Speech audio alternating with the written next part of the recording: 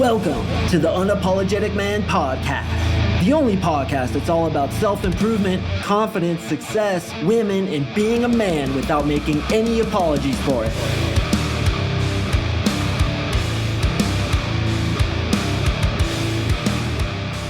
What is up, gentlemen? Thank you for tuning in to another episode of the UMP. Happy Monday. I hope the weekend treated you well, and I want to ask you, when you were talking to girls this weekend, if you were talking to girls this weekend, did you show them that you don't give two living shits about what they think about you? Or were you trying real hard, trying to impress them, bragging about all the accomplishments you've made, trying to work in all those great things about you, which there are many, bro. There's many. But when you try to do that, and I know some of you did, they just lose attraction for you. Why is that? Well, we're going to talk about that today. If you've been listening for a long time, go ahead and smack yourself on the ass, brother. You are a goddamn champion of the highest degree. If this is your first time listening, welcome to the show. My name is CoachMarkSing. I am an NLP dating coach, yada, yada, yada. You guys have heard it a million times, and I guarantee you, if you just listen to one more episode of this bad Jackson, I'll definitely advertise what I do. So let's skip all that bullshit today. What do you guys say? However, there is one thing I do want to advertise, and that is Spotify. Spotify has been hooking me up with so many goddamn coaching applications. I don't even know what to say, man. They have 30% share of the podcast market, yet it seems like lately they're bringing me probably like 75% of my clients. So if you're on Spotify, you have made a good decision, and I want to give a little plug for Spotify, although I'm not related to them in any way whatsoever. They certainly are not paying me for this plug, but I want to do it for them because they've been bringing me a lot of amazing clients, just like you listening. So go to Spotify. It is an absolutely spectacular app. You can download it, listen to music, create playlists, listen to podcasts like this one. And I actually have a bunch of playlists on there. If you search under CoachMarkSing, S-I-N-G, I have a playlist called Mark's Lift Heavy Ass Weights.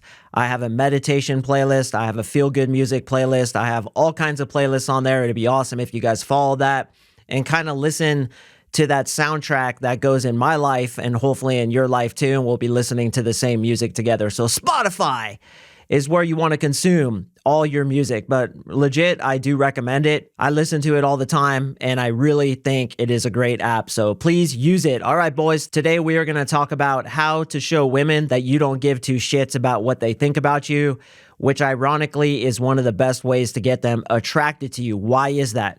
Well, let me ask you this. Have you ever had a friend who was a girl who got attracted to you? Maybe she looked like a canyon mule, a land slug, a sea donkey, a mountain troll, and you just weren't into it. So you put her in the friend zone, and frankly, you didn't give a shit what she thought about you. You did certain things in front of her that telegraphed you didn't care what she thought of you, and what happened? She got attracted to you. Why is it that the girls we're not attracted to seem to get attracted to us, and the ones who we really want don't get attracted to us, unless, of course, you have that certain skill set? Well, the reason, partially, is because when you don't give a shit what they think of you, you act completely naturally. You're not trying to sell yourself to them. You are, in essence, acting high value. High value means you have a higher value than she does in the social interaction. So when we're talking to women and we telegraph that she has a higher value than we do in the social interaction, by doing things like trying to sell ourselves to her, being uncomfortable talking to her and telegraphing that in our body language, trying to brag, trying to basically earn her favor, she will lose attraction for us because that is low value. So what we want to do when we are talking to a girl who we're attracted to is to actually show her through certain techniques that we don't give a shit what she thinks of us. Of course we do, but we almost want to pretend that we don't. And I'm going to give you guys 10 ways to do that. All right, before I give you guys these 10 things, I want to give you guys a little bit of a warning. You can go too far with these things, and there's always balance. Now, this goes back to my With Itness episode that I recorded 2 Thursdays ago. It's the number one most unattractive thing that guys do, and it's called With Itness. You have to basically have a balance between showing her that you don't give a shit and basically being crude, rude, and disgusting.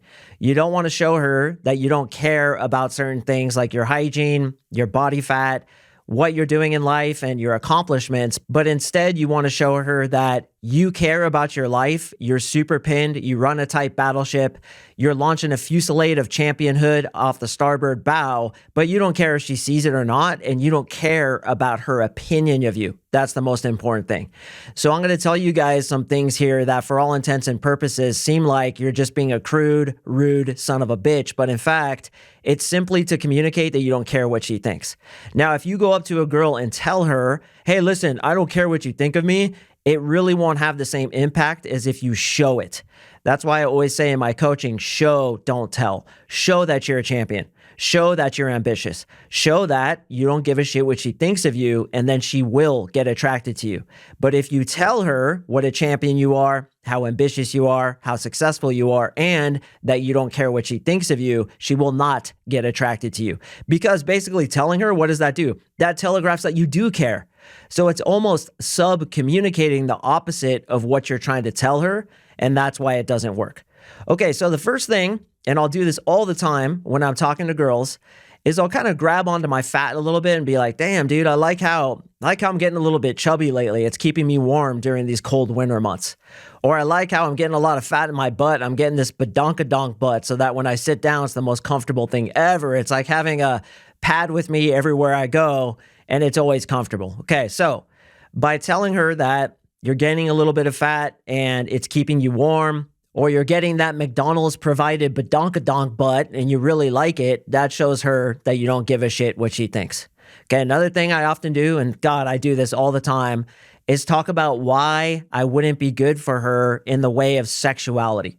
So the second thing I do is I tell her that I have an angry inch, that the penis unpacking really ain't anything to write home about, and she better not hook up with me because she would be extremely disappointed. Now, of course, going back to withedness, she knows I'm being sarcastic. And frankly, if you are packing a small junk, maybe you wouldn't talk about it, but maybe you would. You might be able to make this work for you. But essentially what I'm saying is, look, I'm not trying to impress you. I'm straight joking about how I have an angry inch, and that shows I don't give a shit what you think.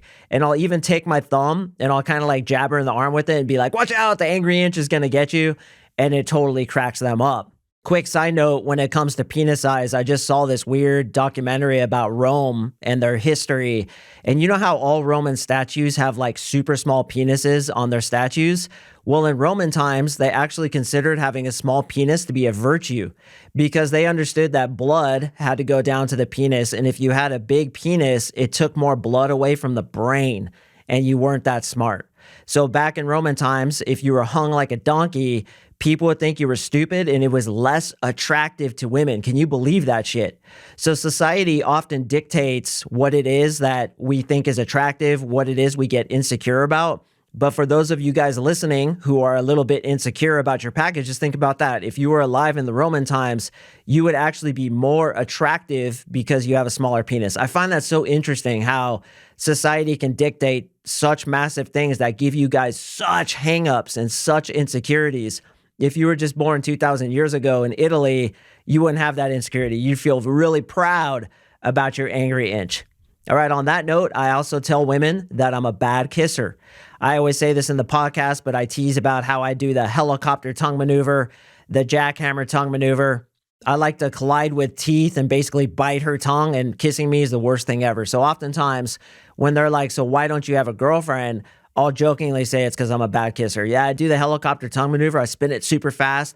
And then I do the jackhammer for like at least 20 pumps. For some reason, Kelly, they never like it and they always break up with me. Now she knows, and again, this goes back to withedness. She knows that you're joking. She knows that by you creating self-deprecating humor in the situation, you are essentially telegraphing to her that you don't give a shit what she thinks, and that is what's extremely attractive. See, in seduction, it's always about the sub-communication, the communication below the communication.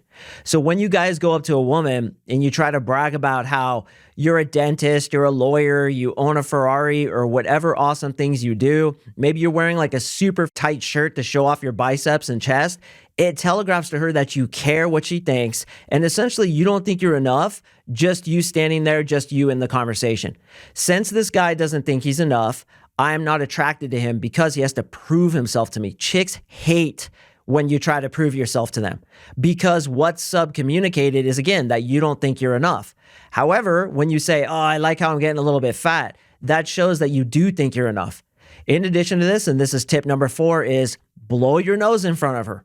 How many of you guys would ever think to blow your nose in front of a woman on a date in a first conversation? And just imagine the hottest girl you could possibly think of right now standing in front of you. Every single guy listening would be like, oh, bro, I would never blow my nose in front of her. You should, because a girl like that is so not used to guys not giving a shit about what she thinks of them that she's probably going to think you're gay because it's so goddamn rare. And I'm joking when I say she's going to think you're gay, but that's literally the only kind of guy that doesn't give a shit about what she thinks except for you. And then what happens? She's going to want to sleep with you. If you see a retardedly hot girl with a guy, which I actually saw today at the gym, I was super proud of this guy, almost wanted to go up to him and be like, good job, bro, because he wasn't anything to write home about. I saw him and I immediately knew. He telegraphed to her, subcommunicated that he didn't give a shit what she thought. He controlled the frame. He made her laugh. He gave her a good experience. Now he's like a 7. He's with a solid 9 at the gym. I know this guy has a very high sense of self-worth, and he subcommunicates that he doesn't care what she thinks. Listen, chick, if you don't like it, beat it. I'll get the next girl that comes around. No big deal. And that's what's communicated when you do things like blow your nose in front of her. Number 5 would be like sneezing in front of her and just like blowing your nose right after and being like, damn, I wish I was a little bit fatter so I didn't get so cold and get these sneezes. That communicates you don't care. Now, going back to that balance thing I was talking about, that with itness thing I was talking about, you don't want to like launch a snot rocket onto her shirt or like sneeze in her face and basically be unkept and look like a homeless man that just came off the street. See, there's a balance to it. You want to be dialed in, have good style, have lots of chicks with you, be funny, show her that you're ambitious through your stories, show her that you're a go-getter, and then sneeze in front of her and be like, ah, damn, these allergies, man, they're really taking me out. If I launch a snot rocket onto your shoe, you just let me know, I'll clean it up, right? That kind of thing. Because she's like, what the fuck? Like, this guy doesn't care. Look how hot I am. Look how high value I am. Yet, he's blowing his nose in front of me. Oh my God, he doesn't care. And then she gets more attracted to it. Another thing I'll do, and I got this from my childhood best friend, Ira, is he would get on the phone with 10s, man, like bona fide 10s. And this is where I learned a lot of this stuff from. And he would be closing up the conversation, always on a high note. I have to remind you of that. Always on a high note, you close the conversation when she wants more, right? Well, he'd be closing the conversation. He's like, listen, I got to get going. I got to jump in the shower and wash my ass. Yeah, take it easy. And he'd hang up, okay? So that communicates, chick, I don't fucking care. I'm going to joke about it. And because I think it's funny, I'm going to say it. And he'd literally say that. And back in the day, I'd be like, dude, what are you doing, man? You're going to blow yourself out. He'd be like, relax, man. You don't understand how this works. I'm showing her I don't give a shit what she thinks of me. And that's why she's going to get more attracted to me. So I started doing that myself, as well as some of the other things I'm talking about. And then what happens? I get insanely hot girls, because an insanely hot girl is so not used to this, so not used to this kind of behavior that you don't give a shit what she thinks. And guys, I don't want to be malicious towards women, but I just want to give you a quick example of how powerful this is. Okay, when I was a dog, when I was a player, when I was out there really just trying to get my dick wet every day I could, I would do some pretty douchey things. And this is one of the things I did just because I wanted to see if I could do it. Okay, I had this 10, like real 10, completely in love with me. Okay, I was dating other girls and she knew it. I was going out all the time. I was a fucking asshole and she knew that. I would literally call this girl at 2 a.m. just to see if I could do it. Call her at 2 a.m. and be like, hey, what are you doing? She's like, I'm sleeping. You know, it's Thursday night. I got to work tomorrow. I would have her drive 45 minutes, which is how far her home was from me, get all her makeup on, come over, have sex with me, and then we'd be done at like 4 a.m. And then she'd have to get up at 7 to get up, go back to her house, get ready, and go to work. I just wanted to see if I could do it. And how did I get there? It's partially because of this, showing her that I don't care. Don't care so much, in fact, that I was dating other girls. I would say things in front of her that no other guy would. Because again, it subcommunicates that I'm so high value, I don't even need to try to get you, chick, even though you're a 10. How many guys has this girl run up against that were like that? I can tell you, 0. The whole of a donut, 0. Okay? And while I don't condone my behavior, in fact, I think I was a pretty big douche, it just goes to illustrate how important it is that you just don't care. that you're willing to do whatever. Now, again, the balance between being a champion and not caring has to be there. You can't look like a homeless man with an afro coming out of your nostril whose jeans will stand up all by themselves because they're so fucking dirty, and you smell like a homeless man's armpit because you never take a shower. That's taking it too far. But it's those subtle things that are sub-communicated in your language and once in a while in your actions. Like, listen, I'll do maybe 1 to 2 of these things in the first conversation. You can't go too far with it, but just sprinkle it in, bro. Just a little bit of salt and pepper on top of that pie, and it really makes that difference. Okay, so what number was I on? Like 6 or something? Anyway, we'll just start at 6. Okay, so 6 is texting her in a way that shows you don't care what she thinks. And this is so goddamn important. It really warrants its own podcast episode, but I'll drop a little bit of information here. You want to make purposeful mistakes in your text, okay? Now, again, you don't want to look like an idiot. You want your grammar to be generally pinned, but what I'll do is I'll forget to put spaces between words. I'll neglect to use commas. I'll maybe just do one quick run-on sentence, or I'll put 2 periods at the end after a space. I won't capitalize certain words that should be capitalized, showing that I rushed the text. When you rush a text, it shows you don't care. Okay, girls do this to guys all the time. I see my girlfriends' phones all the time. I see the kind of shit that they write, and God knows I've been in tens of thousands of conversations with these chicks. The reason why some chicks seem like they're stupid is because they're just rushing through the text. What does it communicate when they're rushing through the text? That you're not important to them, bro. She doesn't fucking care. So she's rushing through it. That's what you want to do with girls, but here's the most important tip. You want your text to be extremely deliberate. You want to think about them. You want to be a chess player who's thinking 5 steps ahead, but when you send it, it needs to look like it's rushed. So I'll say something super funny. I've thought about it for like 10 minutes, or I've used it many times and I know it works.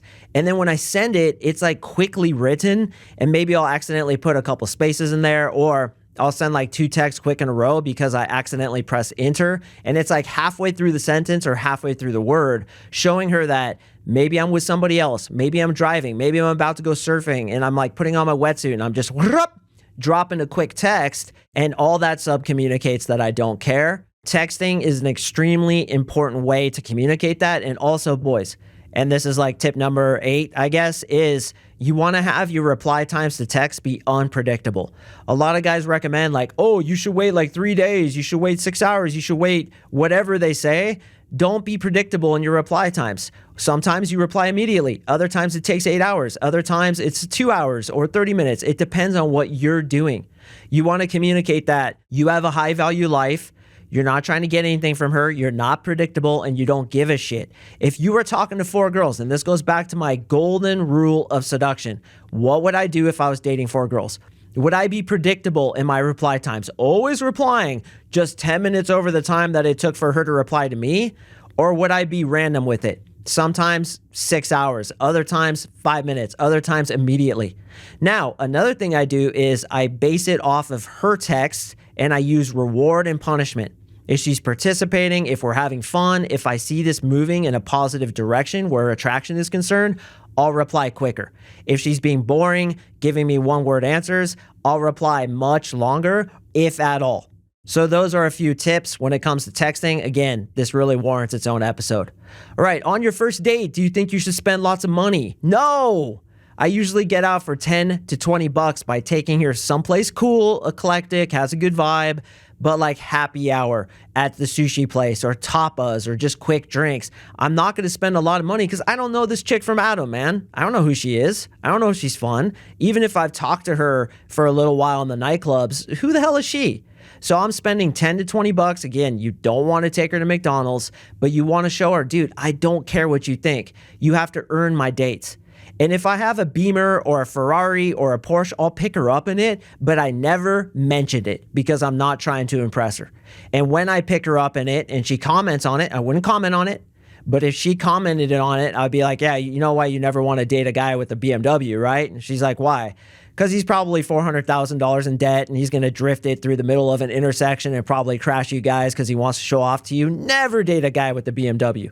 Okay, and that's slightly self-deprecating to let her know, I don't care what you think. I'm not trying to impress you, so relax with assuming I'm trying to impress you because I picked you up in my car that I drive every single day. And then I'll take her to tapas. And the bill will be like 14 bucks. And she knows this dude's not trying to impress me. Also, the way you dress casually, but dress good. What I suggest is jeans, a t-shirt that fits good, maybe some boots, but you're not dressing up in a three-piece noose or even wearing a collared shirt, in my opinion, on a first date. Keep it pretty casual, and I'll even say, and this must be number 9 or 15, I don't know where the hell I am. I always over-deliver though, so I know I'm giving you guys more than 10. What I'll always say is I'll refer to the date as a hangout. Hey, let's hang out. Let's see if we get to know each other. I'll make it real short, real sweet, leave her on a high note, and of course, showing her the whole time I don't care. This reminds me of a date I had once where we're eating and the girl pointed out to me that I had some food in my teeth. Now, the low value thing to do would be to get all embarrassed and be like, oh my God, and go run to the bathroom with your tail between your legs like a little bitch and then go clean it out and be like, is it gone yet? And she's like, yeah, it's gone. And you've essentially put her in the masculine role and you just look like a little punk. Instead, what I'll do is I'll play it up and I'll pretend it's what I wanted to do. I'll be like, oh yeah, the bean on my tooth, that's part of my style, girl. I thought that's why you liked me. In fact, usually I roll with the big ass Del Taco beef burrito bean right over my lateral incisor, but my cleaning lady accidentally threw out my bean collection, so I couldn't get it onto my lateral incisor today. Wait right here, I'll be right back. And then I'd go to the bathroom, clean it out, come back, completely don't even mention it, and keep talking. That shows her that I'm not all embarrassed. She can't get into my frame. And if she has a bean on her tooth, I'm going to tell her about it. I'm going to be like, hey, you got a big old pinto on your tooth, you idiot. Go clean it out in the bathroom. I wouldn't say it like that, but I'd point it out to her immediately. And this shows that I don't care too, is asking girls why questions. Why'd you wear that? Why is your hair like that? Why do you have your nails so long? How do you even type with those things? It's showing her I'm not trying to earn her endearment. I don't give a shit, and I'm straight going to question you. Why are you doing that? I was talking to this girl last night at the nightclub, and she said that she was into Supercross. I was like, yeah, I'm hella into Supercross. I'm so into it. She's like, oh yeah, I am too, because she's trying to earn my endearment, trying to make conversation. I could tell she was lying. So I was like, oh yeah, who's in the points lead? And she's like, well, like, I just enjoy watching it sometimes. I'm like, I got you. I'm just messing with you. Yeah, it's super sick. And then I continue the conversation. But it showed that I'm willing to be disagreeable with the girl and question her because I don't give a shit what she thinks of me. And when you do that, boys, it shows high value. And she actually got even more attracted to me than she already was because I was willing to question her. So all these things, again, you have to use them in moderation. You have to use them in the scope of withedness. Make sure your social intelligence dictates how much you use this. You don't want to look like a slob. You don't want to be disgusting. You want to run a tight battleship, but you can't be dependent on her recognizing that you're running a tight battleship. You don't care. It doesn't matter to you what she thinks. And we do this with those subtle things. There's a lot more, guys, and maybe it would warrant another podcast episode, but this episode is getting a little bit long, so I'm going to go ahead and wrap it up. As I mentioned earlier, boys, Spotify is the absolute shit. And I'm not just saying that because they've helped me out so much in my business. I really do believe it, and you should go download it for free right now. And when you do, go check out some of my playlists, specifically Mark's Lift Heavy Ass Weights, which is what you listen to when you go work out. If that music doesn't suit you and you think it's too hard and you don't like all the screaming, I recommend you go ahead and stick your thumb in the waist of your pants. Pull those pants forward and check to see if there's a vagina in there. I'd also highly suggest listening to Mark's meditation playlist, which coincidentally, I'm going to do an episode on Thursday about why and how you meditate. This is so unbelievably important. I'm amazed. I've never done an episode about meditation, but we are talking about it on Thursday because I had the most epic meditation this morning. And I was like, all right, that's a sign, man. Time to do the meditation podcast. So even if you're not interested, you think it's ridiculous or anything like that, trust me, man, you want to listen to this because I'm going to make a lot of really good points about why it's so important. And you don't have to take an hour out of your day every day. You could do it as little as a few minutes right when you wake up, which I'm going to discuss on that episode. And boys, one last little tip for you, okay? In my podcast, I have to teach you about the mistakes that I've made in the past as well as occasionally in the present. Remember, boys, flies spread disease, so keep yours closed. All right, gentlemen, I do appreciate you listening. Once again, stay tuned on Thursday. I got an awesome one dropping then, and I will see you in the next episode.